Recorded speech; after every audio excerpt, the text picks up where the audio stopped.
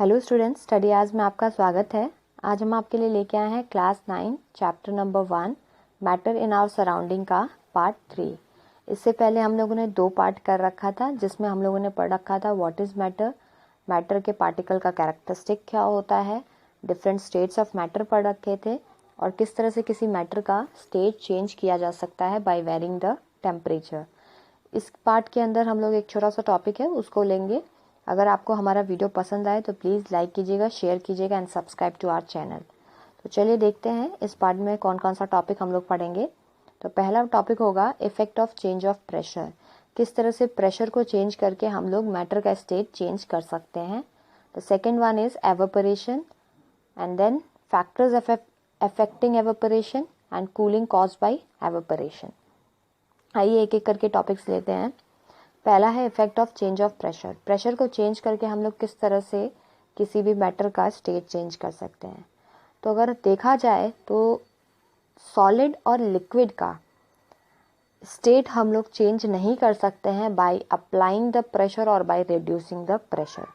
ठीक है, प्रेशर को चेंज करके सॉलिड और लिक्विड को हम लोग कंप्रेस नहीं कर सकते हैं, क्योंकि वो ऑलरेडी जो पार्टिकल्स होते हैं बहुत पास पास होते हैं, इंटरमॉलिक्यूलर स्पेसेस कम होता है, तो it was somewhat difficult to compress a solid or liquid. ठीक है, तो जो गैसेस होते हैं, इसीलिए सॉलिड और लिक्विड को हम लोग बुलाते हैं कि दे आर इनकम्प्रेसिबल, यानी उनको कंप्रेस नहीं किया जा सकता है। जो गैसेस होते हैं सिर्फ उन्हीं को कंप्रेस किया जा सकता है, उन्हीं पे प्रेशर डाल के हम लोग उनको लिक्विफाई कर सकते हैं।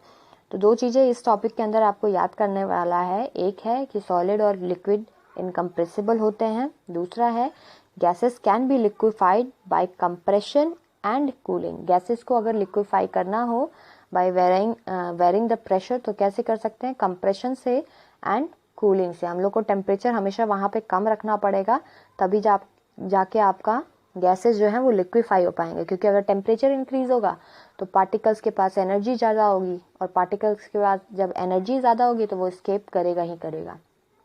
ठीक है, 2 एग्जांपल्स हैं इनका, liquefied petroleum gas and compressed natural gas. जो गैस सिलेंडर आपके घर पे आता है खाना बनाने के लिए, तो वो क्या होता है, इसके अंदर गैस होता है जो कि लिक्विफाइड होता है, यानी लिक्विड के फॉर्म में होता है।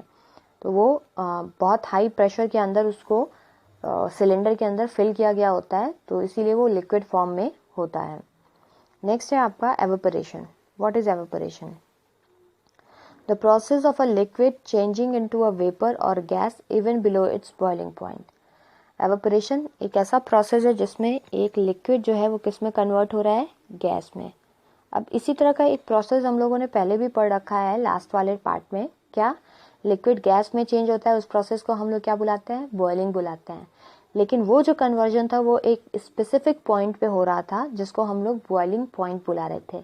यहाँ पे जो कन्वर्जन होता है लिक्विड इनटू अ गैस, वो बिलो बॉइलिंग पॉइंट होता है, यानी बॉइलिंग पॉइंट के नीचे होता है। सपोज अगर वाटर है, तो अगर वाटर आपका लिक्विड से गैस में कन्वर्ट हो रहा है और 100 डिग्री सेल्सियस पे हो रहा है, तो उस प्रोसेस को हम लोग क्या बुलाएंगे, बॉइलिंग बुलाएंगे। लेकिन अगर वो 100 डिग्री सेल्सियस के नीचे में हो रहा है, जैसे कि अगर गीले कपड़े आप लोगों ने बाहर धूप में डाल रखे हैं, तो ना तो बाहर का टेम्परेचर आपका 100 डिग्री सेल्सियस है और ना ही आप उसको 100 डिग्री सेल्सियस टेम्परेचर सप्लाई कर रहे हो, बट फिर भी जो कपड़े हैं गीले जो हैं वो सूख जाते हैं। उसके अंदर जो भी वाटर पार्टिकल्स होते हैं वो लिक्विड फॉर्म में होते हैं और वो वेपराइज हो जाते हैं वाटर वेपर के फॉर्म में।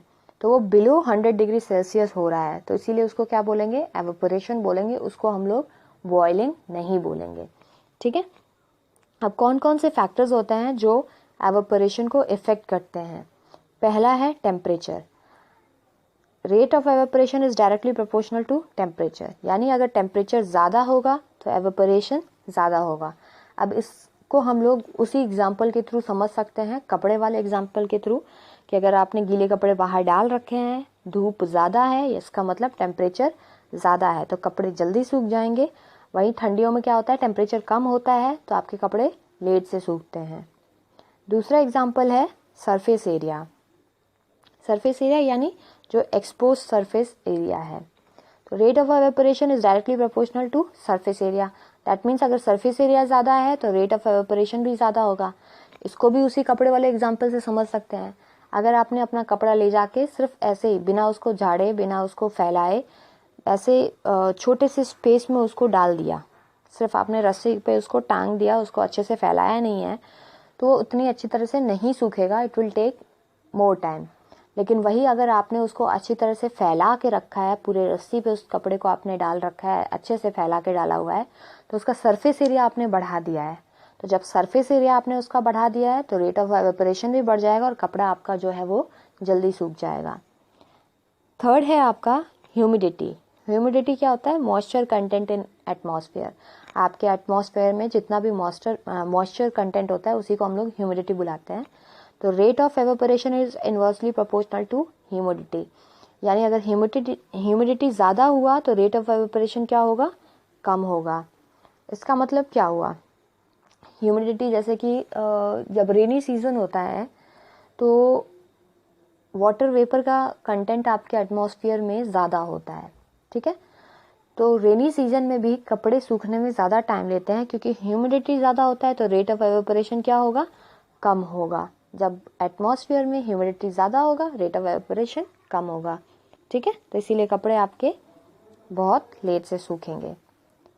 लास्ट है आपका फैक्टर विंड स्पीड।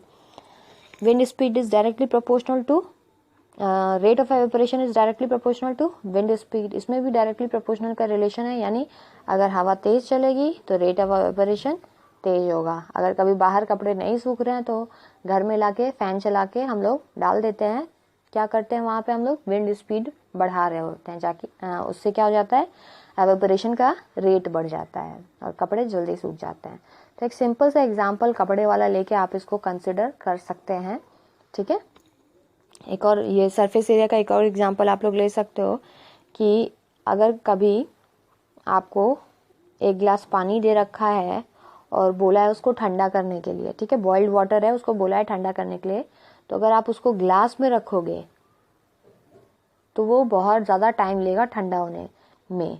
लेकिन अगर उसे आप बॉल में या प्लेट में रख देते हो जिसका surface area, expose surface area ज़्यादा है, तो यहाँ से एवेपोरेशन ज़्यादा होगा और आपके कपड़े जो हैं वो कपड़े नहीं, जो वाटर है वो जल्दी से ठंडा हो जाएगा। वही ग्लास में एक्सपोज सरफेस एरिया कम है तो यहाँ से एवेपोरेशन कम होगा, तो it will take time.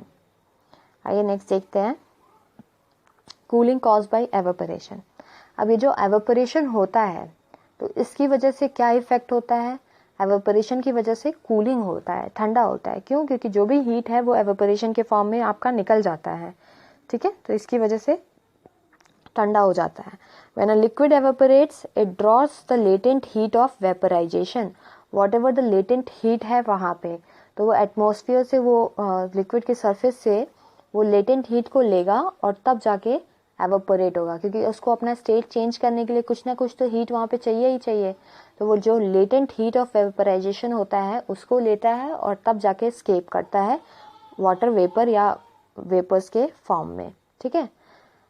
It draws the latent heat of vaporization from anything which it touches.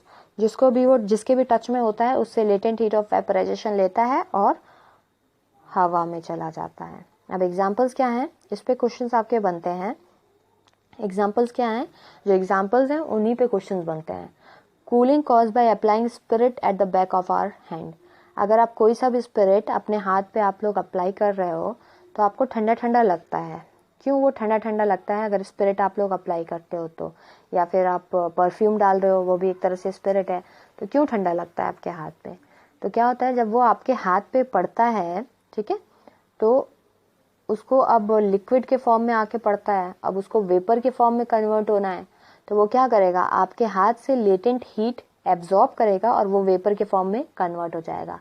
तो जब आपके हाथ के सरफेस से उसने लेटेंट हीट लिया, यानी हीट कम किया, तो जब हीट कम करेगा तो कूलिंग आपको फील होगा, ठीक है। तो इसी पे क्वेश्चन बनता है कि give reason why you feel cool when you apply spirit on your hand, ठीक है। दूसरा एग्जांपल है water kept in earthen pot during summer to keep it cool. जो गांव में देखते हैं, ये गांव में क्या, शहरों में भी बहुत जगह आप लोग देखते होंगे कि जो मटका होता है उसके अंदर हम लोग पानी रखते हैं, मटके के अंदर पानी, और पानी जो होता है उसमें ठंडा रहता है। तो किस वजह से ठंडा रहता है? तो मटके के अंदर माइन्यूट पोर्स होते हैं, ठीक है, बहुत छोटे छोटे पोर्स होते हैं जिसके अंदर से कंटिन्यूअसली जो पानी अंदर रखा है वो कंटिन्यूअसली इसकी सरफेस पे आते रहते हैं, ठीक है। तो जब सरफेस पे आते हैं वो, तो अब वाटर है तो वो वाटर वेपर में उनको कन्वर्ट होना है, तो वो क्या करते हैं कि जो भी लेटेंट हीट ऑफ वेपराइजेशन है वो अंदर के पानी से लेता है और वेपर में कन्वर्ट हो जाता है।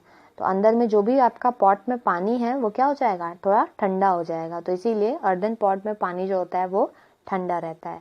तो इसका भी एक्सप्लेनेशन देने के लिए आ जाएगा। तो एक्सप्लेनेशन कैसे देंगे कि जो अर्दन पॉट होता है उसमें छोटे छोटे पोर्स होते हैं, जिससे कि जो वाटर होता है वो कंटिन्यूअसली स्क्वीज आउट होता रहता है और लेटेंट हीट ऑफ वेपराइजेशन लेके आपका वेपर में कन्वर्ट हो जाता है, जिससे कि जो पानी होता है वो ठंडा हो जाता है। तो जो रीज़न है इसके पीछे वो लेटेंट हीट ऑफ वेपराइजेशन है, ठीक है। और एग्जांपल्स देखते हैं। पर्सपिरेशन, जिसको हम लोग स्वेटिंग है उसी को पर्सपिरेशन कहते हैं। In our body leads to constant body temperature. अब आपको पता है कि हम लोग होम्योथर्म है, यानी हम लोग को कांस्टेंट बॉडी टेम्परेचर मेंटेन करके रखना होता है। हम लोग का जैसे समर में टेम्परेचर बढ़ता है तो हमारा बॉडी टेम्परेचर के साथ बढ़ता नहीं है, आउटसाइड के जो टेम्परेचर होता है उसके साथ बढ़ता नहीं है, कांस्टेंट रहता है। वो कांस्टेंट कैसे रहता है, ठंडी में आप लोग को स्वेटिंग नहीं होती है लेकिन गर्मी में आप लोग को स्वेटिंग होती है। क्यों? क्योंकि स्वेटिंग की वजह से जब स्वेटिंग होती है तो जो भी आपके सरफेस पे स्वेट आता है वो आपका बॉडी से लेटेंट हीट ऑफ वेपराइजेशन को लेता है और स्केप कर जाता है। तो इससे क्या होता है, आपका बॉडी का टेम्परेचर लोअर डाउन हो जाता है। तो इसीलिए गर्मियों में स्वेटिंग होती है, ठंडियों में नहीं होती है, क्योंकि टेम्परेचर बाहर का भी ठंडा रहता है और बॉडी का जो होता है वो नॉर्मल रहता है। ठंडियों में हम लोग शिवर करते हैं क्योंकि हम लोग को अपना बॉडी का टेम्परेचर थोड़ा एटमॉस्फेरिक टेम्परेचर से ज़्यादा बढ़ा के रखना पड़ता है, क्योंकि हमें एक कांस्टेंट बॉडी टेम्परेचर चाहिए, that is nearly about 37 degree Celsius, ठीक है। इसी तरह नेक्स्ट एग्जाम्पल है, a desert cooler cools better on a hot and dry day. जो डेजर्ट कूलर होता है वो हॉट एंड ड्राई डे के दौरान ज़्यादा अच्छे से ठंडा करता है। क्यों? हॉट मीन्स टेम्परेचर ज़्यादा है, अगर टेम्परेचर ज़्यादा है तो रेट ऑफ एवेपोरेशन ज़्यादा होगा। ड्राई यानी ह्यूमिडिटी कम है, जब ह्यूमिडिटी कम है तो भी आपका रेट ऑफ एवेपोरेशन ज़्यादा होगा। तो जब रेट ऑफ एवेपोरेशन ज़्यादा होगा तो आपका कूलिंग इफेक्ट ज़्यादा होगा, ठीक है। तो इसीलिए a desert cooler cools better on a hot and dry day. तो इस पे भी आपका क्वेश्चन बन सकता है। आइए देखते हैं, कुछ नेक्स्ट क्वेश्चंस देख लेते हैं। आप लोग इसको सॉल्व करने की कोशिश कीजिएगा। Just try to answer all this questions. It's give reasons, you have to give reasons for these questions. पहला है, naphthalene balls disappear with time without leaving any solid. जो नैप्थलीन बॉल है वो डिसअपियर हो जाता है कुछ टाइम बाद, उसके पीछे कोई भी सॉलिड या लिक्विड के फॉर्म में कुछ भी बचता नहीं है, वो डिसअपियर हो जाता है, अपने आप गायब हो जाता है। तो कौन सा है ये, रीज़न क्या होता है इसके बिहाइंड? आप लोगों ने लास्ट वाले पार्ट में, सेकंड पार्ट में पढ़ रखा है, इसको बता देती हूँ। सब्लिमेशन होता है, naphthalene ball is an example of sublimation, ठीक है। सेकंड है, we can get the smell of perfume sitting several metres away. आप परफ्यूम की स्मेल ले सकते हो, थोड़ा दूर होने के बावजूद आप उसकी स्मेल को ले सकते हो। तो किस वजह से, ये भी हम लोग के लास्ट पार्ट में है। Just try to find out the answer. What causes more severe burns, boiling water or steam? Boiling water से सीवियर बर्न हो सकता है या फिर स्टीम से, दोनों में से किससे हो सकता है? आंसर मैं आपको बता देती हूँ, स्टीम से होता है। क्यों होता है वो आपको रीज़न खोजना पड़ेगा। थोड़ा सा हिंट दे देती हूँ। जो स्टीम होता है उसमें लेटेंट हीट ऑफ वेपराइजेशन होता है, ठीक है। तो बॉइलिंग वाटर या स्टीम, दोनों में से किससे ज़्यादा सीवियर बर्न होता है? एक अच्छे से इसको आंसर आप लोग अपनी कॉपी में लिखने की कोशिश कीजिएगा। Why does a desert cooler cools better in hot and dry day? ये तो हम लोगों ने अभी किया है। क्यों हॉट एंड ड्राई डे के अंदर डेजर्ट कूलर बहुत अच्छे से कूल करता है, ठीक है। तो इसका भी आंसर आप लोग लिखिएगा। इसी तरह के रीजनिंग बेस्ड आंसर्स आप लोग के आएंगे, 2-4 और इसमें ऐड कर सकते हैं आप लोग। Okay, thank you for watching. आप लोग हमारा चैनल प्लीज़ लाइक कीजिएगा, शेयर कीजिए and subscribe to our channel.